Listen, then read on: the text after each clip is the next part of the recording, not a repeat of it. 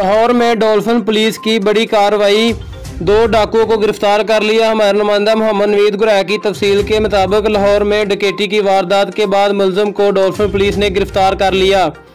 लाहौर डाकू रायवंड मोहल्ला इस्लामाबाद में डकैती करके फरार हो रहे थे। लाहौर डाकुओं ने डकैती के दौरान 2 अफराद को भी कत्ल कर दिया।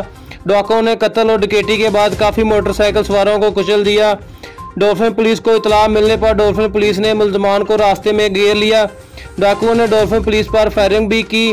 डॉल्फिन पुलिस की जवाबी फायरिंग से दोनों डाकू शदीद जख्मी हो गए, जिसकी वजह से डॉल्फिन पुलिस को डाकुओं को फौरी तौर पर गिरफ्तार कर लिया।